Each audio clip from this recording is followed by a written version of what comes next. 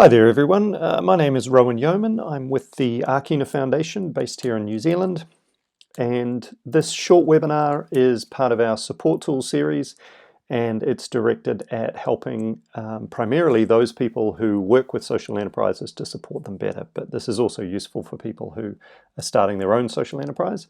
And today we're going to run through an example of the social lean canvas using the social enterprise Tom's Shoes as our example. There's going to be more of these on the Whariaki website, and I'll have some links to those at the end of this talk. But let's get into it. So the goal today is deepening our understanding of the social lean canvas and how to use it. And so running through an example is something that people often ask for as a way of understanding the canvas better. So we're going to work on that. So firstly, by way of introduction, what is the canvas actually for? And the canvas serves several purposes. So firstly, it's how to take a solid social enterprise idea and sketch it as a complete business model. So not just the product, not just the problem that you're trying to solve in the world, but the complete business model. It's going to help you decide whether the idea is actually worth pursuing or not. Sometimes an idea seems like a really great thing to do, but once you actually put it into the canvas and start to understand its component parts and how it has to work, you realize it's actually not worth pursuing, and you're better off going back to the drawing board and starting with something new. And the third thing is it helps you put together a strategy for validating the business model in the real world with real customers. And so that's once you've got the canvas completed, you'll be in a really good position to actually go out and test whether that canvas or whether that business model can actually succeed by validating it with real customers. So there's a sort of fundamental goals for what the canvas is going to help, is able to help social enterprises do. And let's rock into the example of Tom's Shoes. So for those of you that don't know Tom's Shoes, they're a US-based shoe company, and what they do is they originally started off providing a pair of shoes for kids in the developing world for every pair of shoes that they sold. So they pioneered that one-to-one shoe selling model, which has now been followed up by lots of companies that do one-for-one models. Over time, they've progressed and evolved their impact model from just giving away shoes to a much more sophisticated model that's engaged with local NGOs on the ground, that looks at more holistic healthcare and water and sanitation, that does eye surgeries and a whole bunch of other things. But for today, we're just going to use the original Tom's Shoes business model as our example, because it's nice and simple and helps us understand how to use the canvas without falling into all sorts of complexity about the more sophisticated and frankly significantly better business model that they have now. All right, so let's rock into it. The canvas itself, this is an online version which is just using a Google Doc, and if you go to socialleancanvas.com, you can get a link to this to be able to do a version of the canvas online.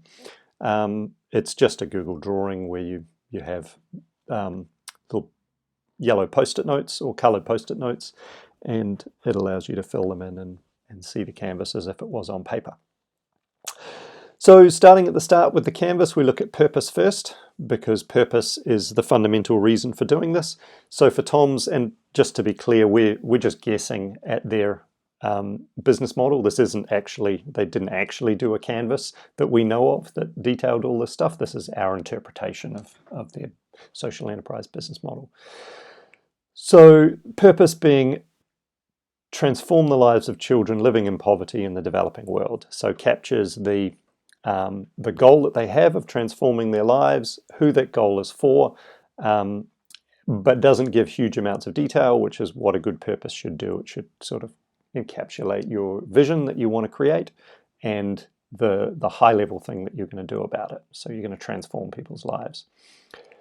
The impact model for Tom's Shoes, I haven't detailed this there. The impact model requires a lot of thinking, research, and it evolves over time, and so I don't want to put words in their mouth and say this is what their impact model is, but this is where the logic of that impact model would be held in the canvas. So in its most basic, who has what problem, what are we doing about it? We're giving them some shoes.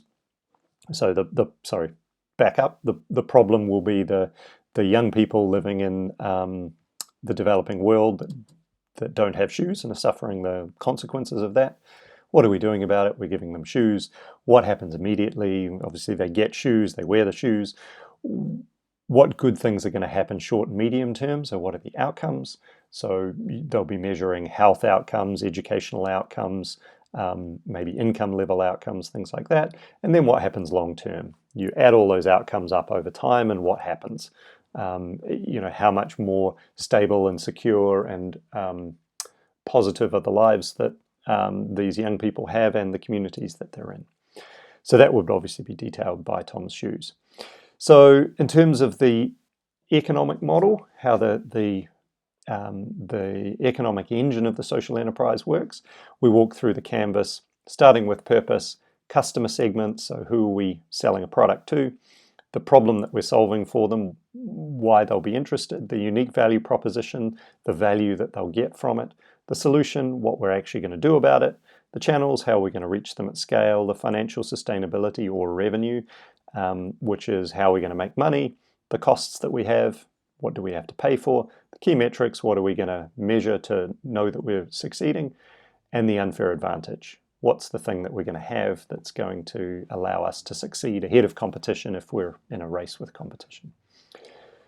So starting with customer segments, for Tom's, we have socially conscious first world consumers. So a very broad group. They probably would have narrowed down a little bit more on that. As a starting point, they'd be narrowing in on early adopters, and we're thinking fashion conscious 20-somethings who currently donate to developing world charities. So those are the people that have the biggest desire to make a difference, but are also really interested in buying, they're fashion conscious and they're interested in having cool shoes. So they'll be the first customers that we have, the early adopters. And then the broader customer segment will be those socially conscious shoppers with a bit more definition that Tom's would have put around that. And then if we jump across to problem, what problem do those customers have? And rather glibly, we've put down here first world consumer guilt. And so that's that kind of sense of, I like shopping, I enjoy shopping, I really like having nice shoes, but I'm also affected by guilt knowing that it's a selfish act and that people in the world are suffering, and I have internal tension and turmoil about how to reconcile those things. So we sort of rather glibly call that first world consumer guilt. The existing alternatives, what shows us that this market actually exists? So we've got regular casual shoe brands that show that there is a demand for those kinds of shoes, and developing world charities, which shows that there's a demand for donating to those causes. That's what people are currently doing, we assume, to satisfy this problem that we have. The unique value proposition, so that's capturing the benefit, the value that they're getting, which is generally the problem going away. So if I was suffering from first world consumer guilt, the value proposition may be shoes you can feel great about buying. Not shoes you feel guilty about buying, shoes you feel awesome about buying. Or shopping with a purpose, feeling like you're achieving something valuable while you're shopping.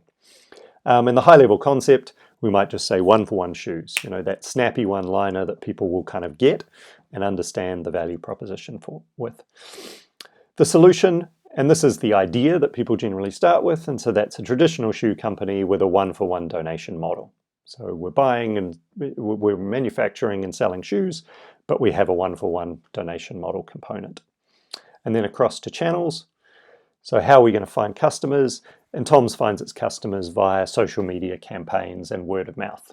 And so that's their main way of finding customers. They do really well-designed and beautiful social media campaigns, and because they have a really powerful community and lots of people are really connected to their mission, they share those campaigns, and that's how they reach new customers. And there's lots of word of mouth as well, which is sort of the analog version of those social media campaigns where people are sharing the idea of Tom's Shoes and talking about it and showing other people their shoes who are getting interested.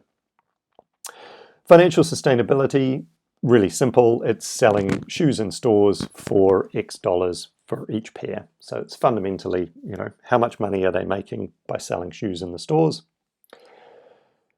And costs, all the things that you would normally have associated with a shoe company. They've got to design the shoes, they've got to manufacture them, they've got to run the website, they've got to do all the various staffing, they've got to do deliveries and distribution and all of that.